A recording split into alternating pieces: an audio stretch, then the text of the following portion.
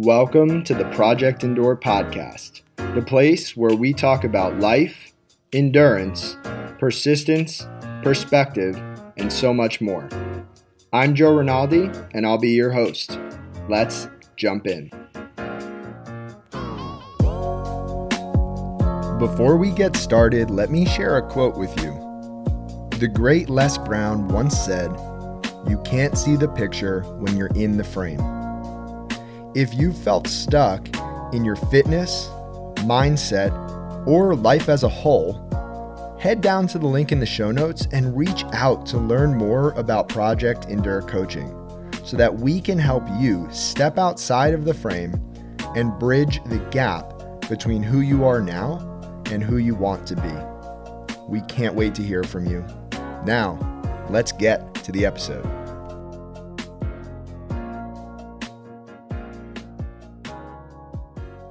Welcome back to the Project Endure podcast, episode 44. And we have an extremely special guest tonight out in California, Austin Klapman. Austin, what's up, man? Dude, I'm doing great, Joe. Thank you for having me. I feel like this is a long time in the making, and I'm glad we're finally able to sit down and talk a little bit. Yeah, man. I've been looking forward to this too for a while. Actually, since the conception of Project Endure back in the summer of 2021, I've been looking forward to this conversation. And that's because you were actually the first person to reach out to me when you saw that I was starting Project Endure. At the time, we didn't know each other. We hopped on a phone call. I was at my parents' house in New Jersey. I was pacing in the backyard. We were talking on the phone, and you just reached out and told me that you wanted to be involved. And at the time, I was like, man, someone wants to be involved in this? Like, I don't even know what this is. And someone wants to be involved. So we connected and the rest is history. But why don't I let you introduce yourself? You could tell your side of the story and then we'll go from there. Yeah, for sure. I totally remember when we first started. I believe it was around August of 2021. I kind of just sent out a cold email to you. I just started to find out about Project Endure, and you made your announcement on your page, and I was just so just amazed by what you were able to accomplish. And so I just felt like I had to reach out and say, hey, I want to be a part of this. Is there anything I can do? And we ended up having our first Zoom call. I finally got to speak with you, face to face in September 2021, and we've been going at it, week by week from there. And let's see, for me, it is now in January 2022, I pretty much took on the role of the director of marketing, which I've been very excited to have. And, we've been kind of just focusing on our brand's vision, finding strength and struggle. And that's kind of what's been my drive to find my involvement, helping with the spread of the message of do hard things and just sharing other people's story, I think is so important to me. And I want to get this message out to everyone else. So let's bring it. Yeah, that means the world, man. And I think it's wild to be here a year after the fact to just look back and see how far the brand has come, how far we've both come as a team and also as individuals. And again, I'm amazed at the power of social media because we would not know each other without social media. I'm pretty sure Project Endure would not exist without social media. And I love the platform that we have to share stories. And before we dive too far into your story, one of the things that stood out to me from the very beginning was, I guess, your struggle that you've been dealing with your entire life. And I don't want to speak that for you. We'll get to that, I'm sure. But before we do that, tell people a little bit about you from an educational, athletic, just general background, and then we'll dig into the good stuff. For sure. So, my name is Austin Klapman. And pretty much I'm 22 years old, living in California right now, currently in the Bay Area, around the San Francisco based area. And I recently graduated from college at Monmouth University out in New Jersey. I got the opportunity to play Division I athletics, and I was really excited to do so with that because I've been playing tennis since I was 4 years old. And it's been an 18 long year journey of me playing a sport. For those of you who are listening and really involved with the sport for yourself, how much it means to you. And it's been really cool. I grew up in Chicago for 18 years of my life, and then Pretty much when I joined Monmouth University, I pretty much switched my whole life out to the East Coast while my intermediate family moved out west to, the West Coast out in the Bay Area. And that was quite a shock to me. And, here I am now. I got through college all set. Got a finance degree with minor in IT. And I'm going to be starting working full time in August at Western Digital. And just pretty much just trying to stay here with my passions. I want to stay true to myself and, try to be as involved in as I can with my passion. So yeah, that's Austin Klapman. That was a great intro, man. So with that being said, let's dive right in. I think I know what your answer is going to be to this first question, but you might surprise me, you might not. Either way is good. So the question is, what is the hardest thing or circumstance that you've ever had to handle in life? So something that you didn't get to choose. So I think pretty much the hardest thing, and I didn't really share about this in my general summary, is I actually have a hearing loss, and I'm hard of hearing. And a little bit of a backstory: I lost my hearing at the age of 4, and this was right after I completed my speech courses in preschool. So the timing actually worked out quite well because if you're listening to this, I don't sound like I am deaf or hard of hearing. I'm able to sort of speak fully, and that was thanks to the timing of my hearing loss. I wasn't born deaf in my right ear and hard of hearing in my left ear. This was kind of an accumulation and ended up being as cause of a sensorineural neural hearing loss, which was caused by LVAS, which is large vestibular aqueduct syndrome. And that's when I was diagnosed in kindergarten for this. And pretty much, if you can imagine, if you're a kindergartner, I wasn't able to hear the school bell anymore. And, conversations were getting really hard for me to hear.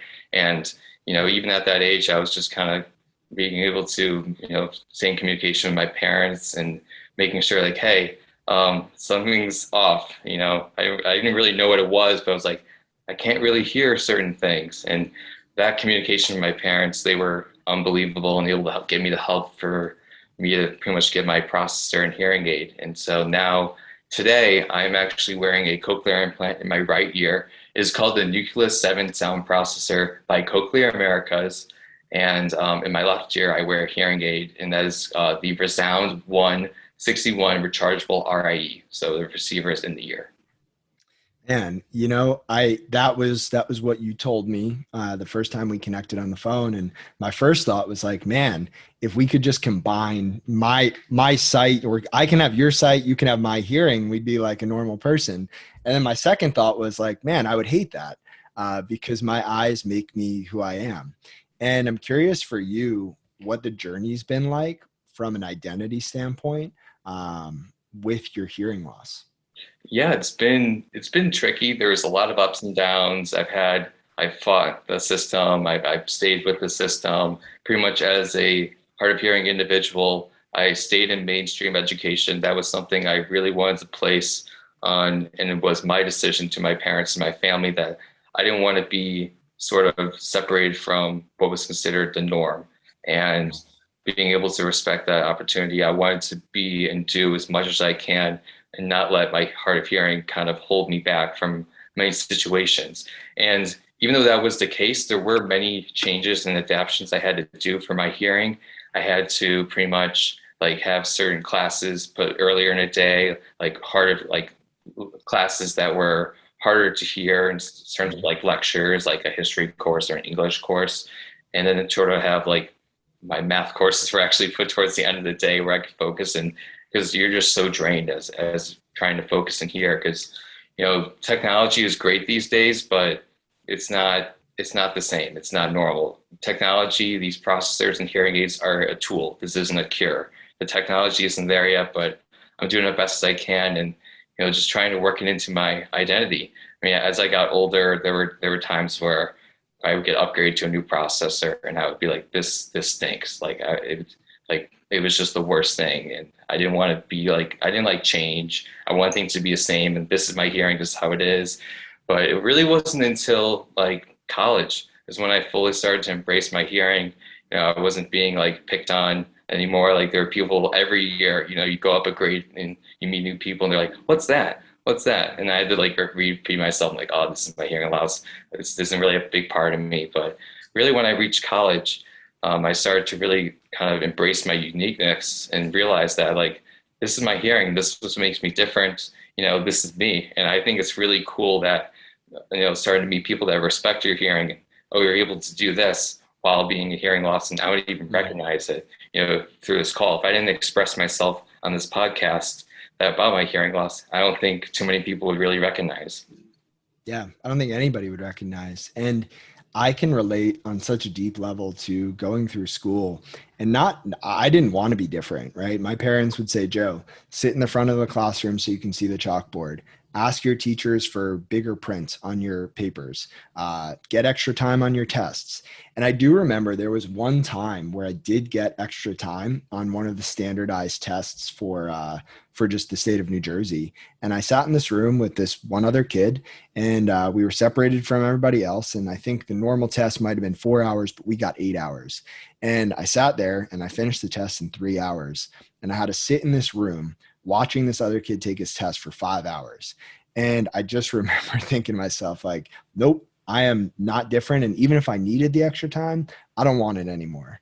And so I would sit in the back of the classroom and I wouldn't say anything. And I would struggle and strain to try to read what was on the paper, normal print, just like everybody else.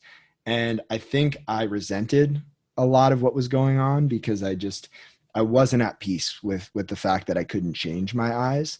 And it wasn't until I would say my early 20s where I really came to terms with it. And now at 28, I can't imagine my life without it. And I wouldn't want to imagine my life without it because this platform, this company, this podcast, this relationship, none of it would exist if I had normal sight, none of it.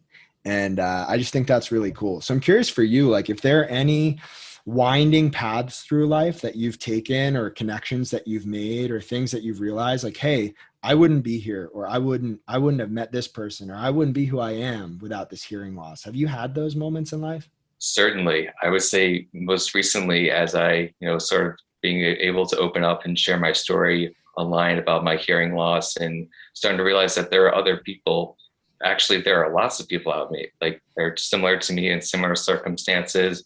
And before I get into that, I just kind of wanted to say that I feel like everyone's kind of going through something in their life, whether it's, it's visible to the eye, someone could see my hearing aids and cochlear implant, but there's stuff that people are going on that's inside and you don't really know until you have that conversation. And being able to kind of open up about my hearing loss, I've been able to meet some really cool people. Other athletes are out there. There's organizations, there's nonprofits. I actually recently started working with the Hear Strong Foundation, which is a nonprofit that I hold dear to me because they actually empower pretty much for children who can't afford hearing aids, and they will put you into the right audiologist and be able to pay for those hearing aids for kids who can't afford them. And I think that's probably one of the greatest things because being, that little kid in, fourth grade and something's not off, you want it to be as normal as possible and you want it to be as seamless as possible. Yeah, that's really cool. So in what ways, I'm just curious, what ways are you involved with, you said it was the Hear Strong Foundation? Yeah, so I am considered what they call a Hear Strong champion, which pretty much means I'm a representative for them to help promote hearing loss and kind of just bring awareness to other people that this is just something that is more common than you think. You might just know one or two people in your network, but that one or two people in the network, it's going to be across the whole globe. There's quite a lot of people, and trying to make sure that everyone gets their voice. And people want to reach out to me, they're having issues with their hearing loss, I'm here to have that conversation with them. I've been through quite a lot, especially with going all the way from back to kindergarten when I got my first, hearing loss issues and got those implants and having to live with some of these things. I mean, I have a visible scar on the side of my head when they cut open my head and put my magnet for my cochlear implant. That is a mark, that is a piece of my hair that I'm never going to get back, but it's what makes me unique. And for people who are kind of struggling with this drastic change of a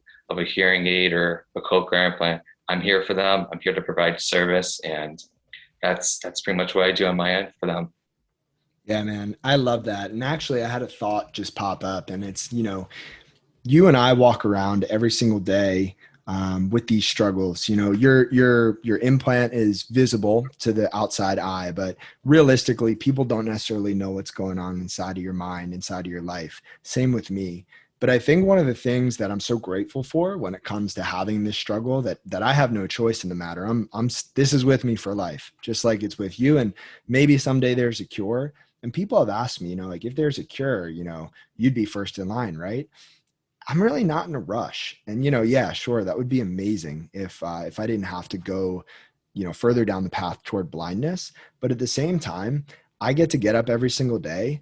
And because people know this about me in my circle, through my audience, my family, my friends, it just gives a different weight of responsibility to what I get to do every day, because I know that people see what I'm doing and they know what I'm struggling with. And I think that is inspiring to at least the people who've reached out to me. I know that's the case. And I would imagine that's the case for you. So I guess the question is, do you feel like you have a responsibility to carry yourself in a certain kind of way, to live your life in a certain kind of way, so that other people who are struggling with hearing loss or otherwise can have somebody to look to and say, like, Austin's doing it. He's getting up every day and giving his best effort. Do you feel that weight, or is that only something that I think of? Wow, that's a great question. Geez. I would, yeah. I mean, I wake up, I do my thing. I feel like just taking that responsibility of my hearing loss is kind of just. I feel like I'm representing my community, and I want to be the best person I could be. I wake up, I make my bed, and I put my ears on. That's kind of what I do. I like to say, like, oh, I'm putting my ears on, I'm on, I'm off. Some people say, oh, I'm going to mute some people. It's kind of like with some of the common conversations that I'll have, some jokes I'll poke. I mean, in terms of just like if there were a cure for my hearing loss, I don't know. I mean, I got a couple superpowers about my hearing. One thing I really wanted to share was I have Bluetooth streaming directly to my head because of my cochlear implant. So like when I'm running or working out, like I don't have to worry. It goes direct. It's like the best sound quality I think you'll ever get because it's a direct connection. So I think that's pretty awesome. And people who, if you know me or see me in person, I'm just like ignoring you. Might not. Probably just listening to a song or a podcast, just jamming out in my own head. That's incredible. I also wanted to throw in a quote because you mentioned the scar behind your ear. This is from Khalil Gibran, and they said, "Out of suffering have emerged the strongest souls. The most massive characters are seared with scars."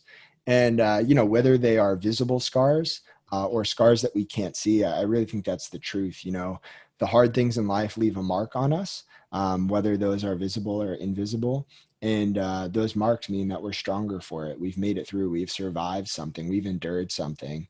And so I actually think that's really cool that you have that visible reminder that you can see and that other people can see and ask about, because it gives you a chance to tell that story. So I think it's really cool. Yeah, strength and struggle, man. I love it. Absolutely. So with that being said, so you were from a young age dealing with this struggle that you didn't choose. What is the hardest thing that you've ever done on purpose, and why did you choose to do that thing?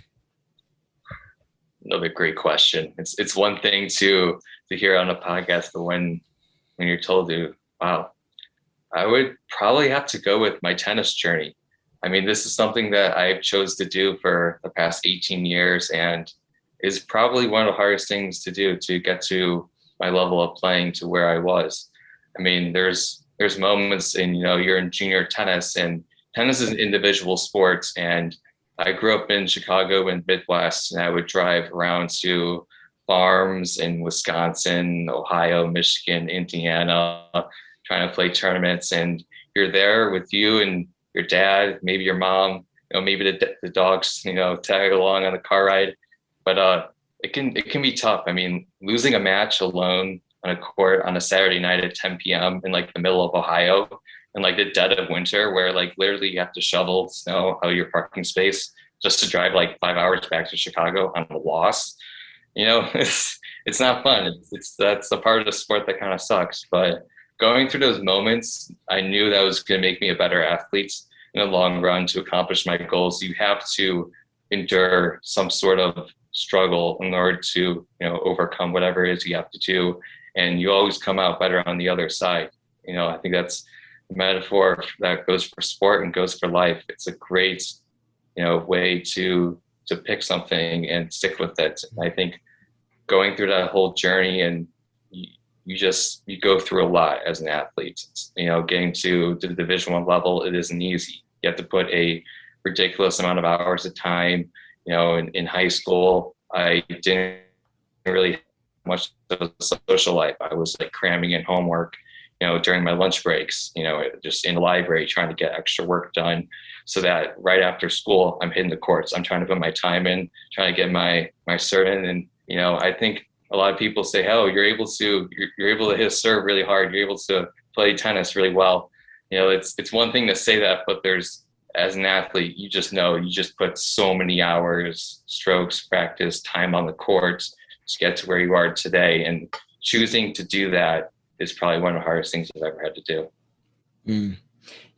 I grew up loving the sport of baseball, and unfortunately, because of my eyes, I had to switch paths because the baseballs just weren't hitting the bat when your depth perception's off like mine. But one of the things I loved about baseball was that failure's just baked in, right? In baseball, you fail more often than not at the plate.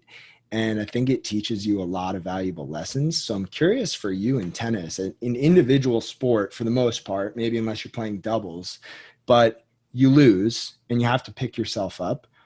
I mean, how did that evolve for you throughout your career, all the way up to this point where it just ended, your formal tennis career just ended?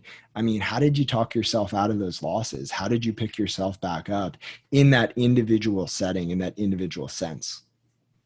Smile. I mean, you gotta shrug it off sometimes that, at the end of the day, tennis is a sport. There's, as much as you can care about the sport, there's so many more other aspects of a human life that I value a lot more. You have your friends, your family, your health, your personal growth, your career. Tennis is, a really big passion of mine. And when I think of those losses, and if it's a bad loss, if it's an ugly loss, you just got to think of the big picture, because if you want to get to where you want to go, you're going to have to go through hard times. There's really nothing else you can do to get around it. There's no ifs, ands, or buts. You can't really create a shortcut. If you're going to have to lose, you have to take ownership. You have to take responsibility. And you have to go forward. I really like that. And I think, when I think of tennis and I think of losing, I think of being able to show up the next time with your mind fully present on that match. And I also think that what you said about smiling and realizing that there are more important things in life applies to so much more than just tennis or really any sport. And it could be like, I'm an entrepreneur. I do my own thing. I have clients, and sometimes something comes up and a client has to discontinue, right? Let's use that as an example. It could be really easy to get down on yourself about that. But at the same time, you have your health, you have your family, you have your friends, you have your life, you're alive. There's so much more important things than the things that we worry about and the things that we let get us down. And I just think that's such an applicable lesson that goes so far beyond tennis or any sport. So I'm really glad you mentioned that. And I've been reading Shoe Dog, the story of Phil Knight, who founded Nike. And he talks a lot about Steve Prefontaine, one of the first people to break 4-minute mile. Just an amazing runner who unfortunately passed at a really young age. And he has this quote where he says, "To give anything less than your best is to sacrifice the gift." And I love the way that's phrased, like the gift. And to me, the gift is our full potential, like what we could be. And it sounds like you pursued your full potential in tennis, right? You drove to wherever you needed to drive. You endured the losses. You stayed steady through the wins. You continued to put in the work. And now that tennis is over, I'm curious for you where you see full potential down the road. Like, what does Austin's full potential look like? That's not a question I've asked before on this podcast, by the way. Wow, that's an insane question. I'm putting you on the spot, man. I know you can handle it. I gotta say, finding your full potential, I kind of just see myself trying to sort of conquer and find new passions and really get into it. I mean, as my tennis career sort of wrapped up, I found especially starting with the pandemic, I've started to pursue other areas of interest and passion when I had the time. And Mm. shelter in place and lockdown, I had time to think. And I really started to get into running fitness because in California, the gyms were closed for quite some time. And the only way to get active was to be outside. So I got up and started running. And, I was already an athlete. I had, the tennis player body per se, but trying to transition to running. And I liked it at times, but, like all things, there's ups and downs. And that's kind of what I really like about running. That's kind of how I really got into it. And being able to, keep up with that. It was actually August of 2020 when I decided to run a 5K every single day for the month. I was like, this is my excuse to get out of the house. I'm going to do it every single day. And that's what really got me into running. And I wouldn't really call myself a runner. I would call myself an athlete, but I think there's this distinction between the two. And, I started actually sharing my runs and started some of my workouts through, I have a page, AKX Active, like to call, if you're not following it already, but, I kind of use it as a way to like be accountable for myself and being able to share some of my ups and downs. And that's been kind of a cool way. And I think in terms of finding my full potential, I think that's just one small aspect of my life that I want to be, improving on. But, you also have your career. You have your family, your friends. I want to be as present as I can. And there's ups and downs with your family and your friends. And, I want to make sure my relationships are as strong as they can be. Because I think if I'm at my best, I think people around me should also be at their best because it makes me feel even better. Man, so powerful. I was having a conversation with a client the other day, and we went through this exercise where I had this client explain to me what the most meaningful life that they could possibly live would look like. And we boiled it down to 3 words. And I won't share those 3 words. It's going to be different for everybody, obviously, but what makes a meaningful life? What 3 words would define a meaningful life? And this person was struggling with, what other people thought of what they were doing and the path they were taking. And they had some, they were anxious about things. And essentially, these 3 variables were completely within their control. They can do these 3 things on a daily basis. And we talked about how, we all end up in the same place at the end of the day. Like we're all going to end up in the ground or, cremated, I guess. I don't know. But we're all right. We're all going to the same place. How we get there is going to be completely different. But I think full potential for every single person, it's not a destination. Like I don't think it's a place we get and we say, yes, I maxed out my full potential. I think full potential is every single day. I think it's how we embrace the process every single day. And this has been evolving for me, but I really think our full potential is available to us every single day. And your full potential 40 years from now might look completely different from what it looks like today. But I feel like to me, it's just living in alignment with who you want to be, giving your absolute best effort, and being there for the people that matter, loving other people well. And it's this evolving definition of full potential, but I just think it's interesting to throw out there for anybody listening, maybe think of it in those terms and see where you end up. But Austin, I actually thought you were going to take that question in a different direction. So I'm going to give you another chance here. What is the second hardest thing that you've ever done on purpose and why? Recently, I would have to say from a physical and mental struggle was when I actually took on just a week ago was the David Goggins 4x4x48 challenge. This is probably one of the second hardest thing I had to do on purpose, apart from the tennis journey, is where this David Goggins challenge is you have to run 4 miles every 4 hours. Sorry. Yes, 4 miles every 4 hours for 48 hours. Got that mixed up a little bit. But yeah, this was pretty much a challenge where for 48 hours, you're getting up, you're putting your miles, you have to take a break, you have to take care of your body, and you're pretty much running on little to none sleep. I only napped, like a few hours here and there, but and it's painful. Each round, there's 12 rounds of this challenge that you got to do, but I thought it was so worth it in the end. It kind of felt like a small period of enlightenment because for me, you never really know you're capable of until you try, and that's kind of why I picked this challenge. I've been running for about a year to 2 years now, and picking a challenge that was kind of physically demanding. I kind of wanted to test myself, push myself to the limits. And I was kind of shocked for being able to complete the challenge at a pace that I performed. I think my pace ranged from like 7:30, no, more like 7:50 to 8:45 per mile pace. Mm-hmm. And it kind of fluctuated based on like of how effective I was, taking care of myself in between those 4 hours. And this was kind of just like a microcosm for life. Is time is so precious, and being able to realize like those moments in between everything you do is going to impact your next event. And I think seeing that myself was being able to take care of my body, doing things in a set order, and being able to prepare for whatever comes next. And I think that was just a really small 48-hour window of my whole life, but you really learn about yourself when you push yourself to the max. And that was something that I'm going to cherish, in the moment. And hopefully I can complete the David Goggins challenge again some other day. The great Paulo Coelho said, "You only know yourself when you go beyond your limits."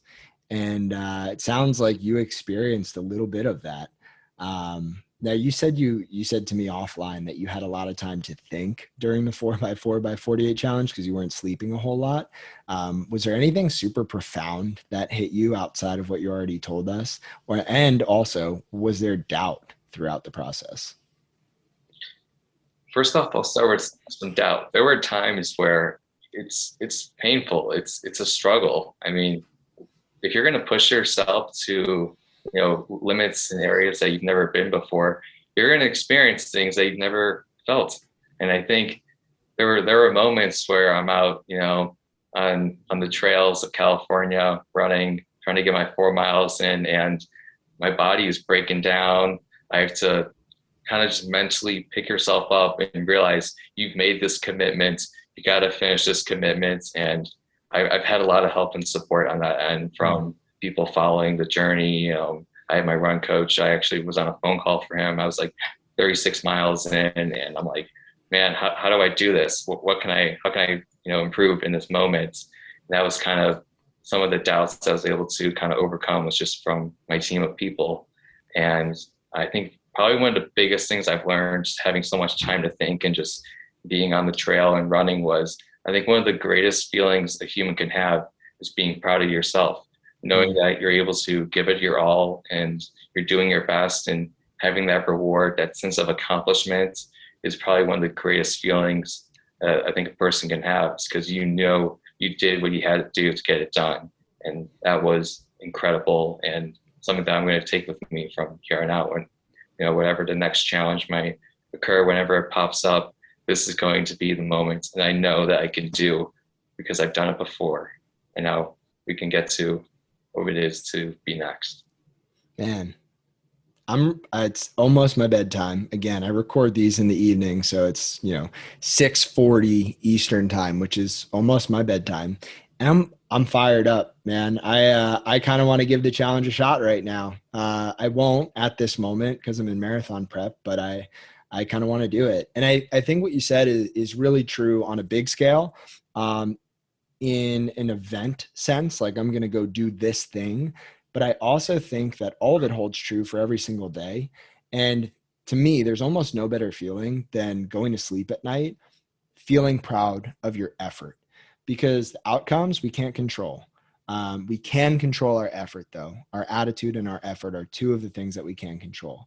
And every single day, if you can go to bed proud, man, you're going to end up in incredible places. I don't care who you are.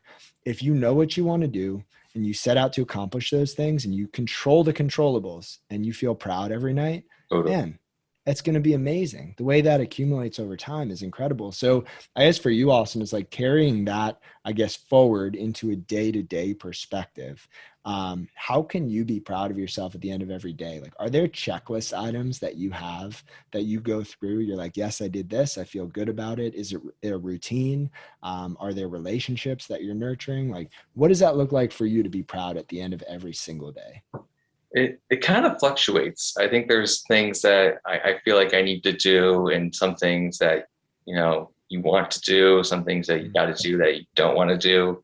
And I feel like having the sense of a principle and value that I hold dear to myself is did you enjoy today? I say this jokingly with my friends and family a lot, but it's just a short expression that I like to tell myself before I go to sleep. Like, did today go well? Did I enjoy today? Did I do what I want to do? Did I set out and produce something that I might not have done before? Did I try new experiences?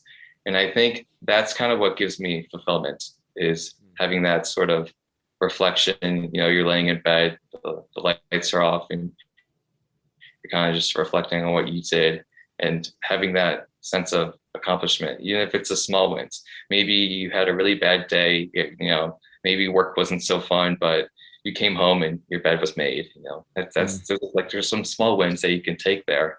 And I think for people who, might be struggling out there, you gotta focus on the little things, because I think that's how someone can pick themselves up again, is by, as I said earlier in this episode, making someone smile, putting a smile on your face, just saying hello, treating yourself in the littlest things. Like, don't skip out on floss, use some mouthwash. There's some really minuscule things that you got to do, and you just got to trick your brain into just feeling a little better. And even on your worst days, as you said, your attitude and efforts can just change so much. Yeah. I feel convicted right now. I'll be flossing tonight for sure. So with that being said, Austin, you've got the Project Endure shirt on, you've got the Project Endure hat with the word endure written across the front. What does the word endurance mean to you? Endurance. It's a big meaning. I think at its core, you could say like a definition of endurance is like a sizable amount of work, like an extended period of time where someone needs to make a difficult decision in order to get the job done. Now there's like a workload of endurance, and I think it kind of appears different to everybody. Like, there's the physical and mental repercussions of a process for like an individual that is trying to get what they need to do done, and they kind of find like newfound capabilities after completing it. And I feel like everyone is sort of enduring something in their lives, whether it's noticeable or not. We talked about some like my hearing loss. It's something that I'm constantly have to endure. But I think everyone's got something, and that's kind of how it's perceived to me. Just being able to kind of consciously make the right decision every day to make progress in whatever that may be, just to wake up the next day and do it all over again. That's what endurance is to me, is making those choices on a day-by-day basis and just waking up and keep getting after it. So I'm going to combine your motto of enjoy the day with your definition of endurance to ask the question, do you think that enduring can be joyful, that you can endure and be joyful, happy, content all at the same time? Is that possible in your view? Yes, I believe it is quite possible. I tried my best to kind of put a smile on my face, even if you gotta fake it. I think if you're smiling and still trying to be happy about it, no matter how hard something can be, you can get through it. And from my experiences and from what I've done so far, it's been going well for me, and that's why I believe I can do it. And I want to keep kind of pushing myself to the limit. And I think a lot of people can kind of have that enjoy today moment, doing whatever it is, smile on your face, getting what you got to do done, even if you might not like it. And that kind of mentality, I think, is possible. And I think if you can internalize it for yourself, you can start to make better decisions, when you're going about your day. Yeah. And I would add to that. So I think, what episode was it? Episode 30, Igor. He said this very eloquently in a different language, but fortune favors the brave. And I think good things happen to those people who go out and make things happen. And I'm a firm believer that action precedes inspiration more often than not. I think, I don't know much about sailing, but I've written about this before on a hunch, but kind of like a sailboat needs to be out on the water to catch some wind. I think sometimes we need to also be out on the water. Like we need to step into the arena. We need to go out and do something before we can be inspired, before we can catch that wind. Because nothing that great happens in the harbor, when you're sitting still and you're sheltered. And I think your definition of endurance really clicked with me just now because it made me think of this. I think to endure, it can be joyful. Like you can be inspired while you're going through hard things. You can feel two opposing emotions at the same exact time. Something can be super, super challenging and absolutely amazing. Something can be so hard and also you can be joyful. And I think that means you have to step out and take action. Even if you don't know what direction you're going, you have to move. And once you start moving, you might be able to catch the wind. You might be able to catch that inspiration. But in my opinion, I think too many people get stuck because they feel stuck and they stay there and they wait and they hope. And hope is not the best game plan, right? Hope is super important, but I think we need to hope and act. And when we move, we can catch that wind and we can endure joyfully. And I think that's where my head just took us on a wild ride right here at almost my bedtime. Did that make any sense to you, Austin? Yeah, I think, even, as late as it is over there, it might be past your bedtime soon. 3 hours behind in California. It's midday here, but as we're recording. But yeah, I think this was, your definition of just endurance, and people can be able to have that sort of happiness even in sort of toughest moments. It's like, saying, find a light at the end of the tunnel. There are good things through some of your hardest moments, and if you think big picture, that what you're doing might suck, but it's going to be, you know, it's going to have a greater outcome. And then I think for people who can kind of have that mentality and enjoy doing some of those hardest things, they tend to have, very successful and happy lives. Is because if you're able to constantly, be, grateful for what you have, and whatever challenging task it may be, take it with a positive, take it with a grain of salt, and it should be right there for you.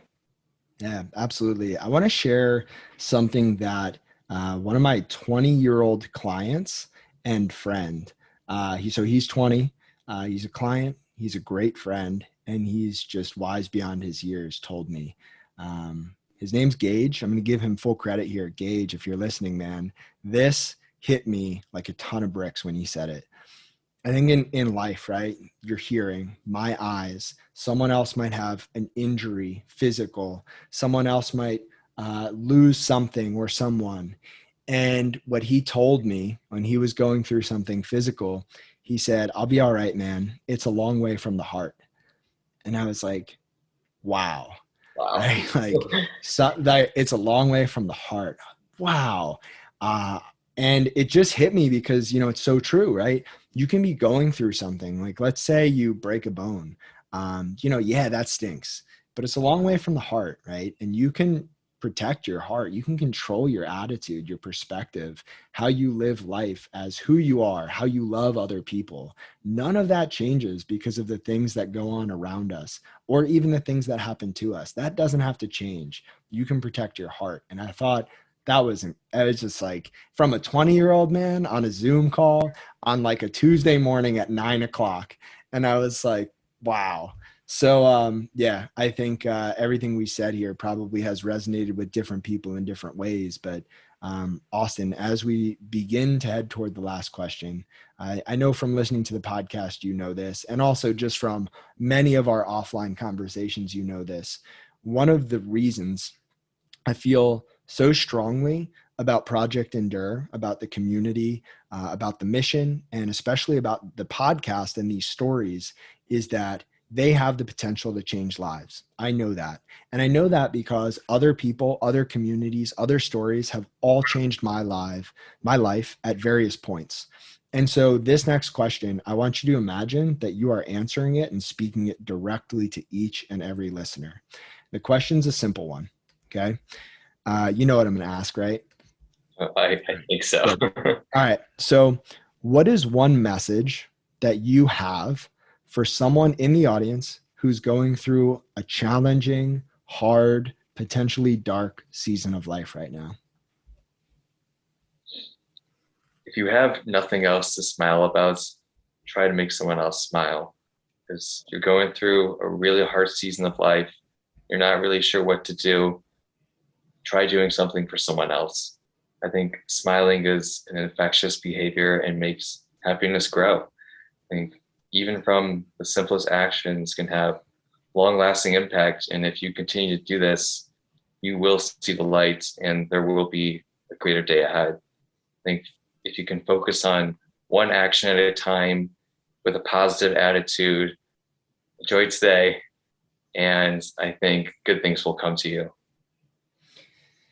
Man, so well said. I mean, I have a sign hanging next to the door exiting our apartment that says, "Be the reason someone smiles." And I truly, truly believe that if we always make sure that the people in our lives are okay, if we take care of other people, we'll always be fine. And I think that's such a powerful, powerful thought to end on. Like, if you don't have a reason to smile, be the reason that someone else smiles. And man, Austin, I just want to thank you for sharing that, for sharing your story, for investing your time, energy, and effort into Project Endure. For everybody listening, Project Endure would not be what it is without Austin. I have millions of ideas. Austin helps me to funnel and channel those ideas. And I'm so grateful for him and not only his partnership in Project Endure, but his friendship. And so, Austin, thank you, man. If people want to connect with you, if they want to follow along with your journey or reach out, where should they do that? Sure. If you want to reach out to me, I'm pretty much active on social media, mainly just through Instagram. There's just my name, Austin Klapman, or if you're more interested on the fitness and running ends, I share a little bit on AKX Active. But other than that, I try to keep things pretty simple. You could always shoot me an email at austinklyman@gmail.com. But other than that, that's pretty much it. So thank you for having me. I'm glad to be a part of the team with you. It's been an honor working for Project Endure and trying to be able to help and get other people to share their stories and get the message out to other people and help someone else who's in that hard season of life and to uplift them. Awesome. Austin, before we leave, and I want people to keep listening here, I've got a few important questions for you that I've never asked anybody else before on the podcast. They're not super serious, but one, should people share this episode with a friend? Yes or no?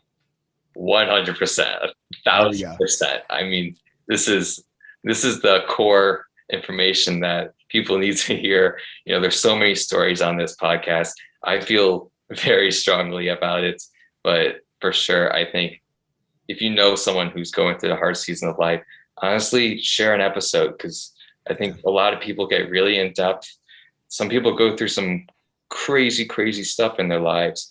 And I think if you can find a connection or a relationship to another story, it can make your day just a little bit better. And that little bit better means so much. So yes, I agree. Great answer. Second question. If someone is still listening to this podcast, by the way, thank you for listening. Should they review the podcast on whatever platform they are listening on? I mean, go ahead. I mean, yeah. If you enjoyed this, you enjoyed my conversation, feel free to, check us out a little bit more. We have the Project Endure Discord. We have our Hard Things Club via Facebook and Strava. We're everywhere. I mean, you go to our page. You can find us on just about anything. So thank you so much for listening if you've made it this far. And we really do appreciate you and hope that you're able to take at least something away just to make your day just a little bit better. Hashtag 5 stars for Austin. And Austin, last question.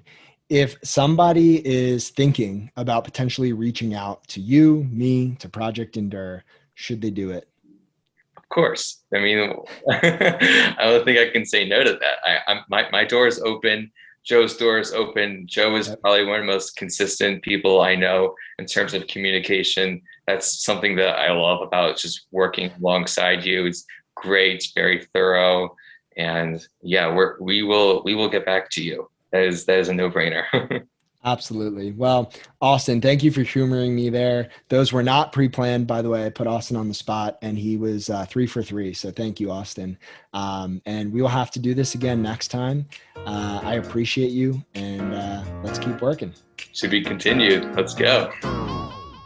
If you enjoyed this episode of the Project Indoor podcast, go ahead and subscribe, leave a review on your platform of choice, and share this episode with a friend. It helps us get more conversations like this out to more people like you. We appreciate you, and we'll talk to you next time. And one more thing.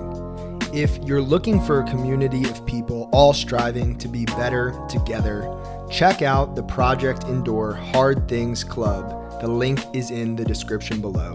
We'd love to have you.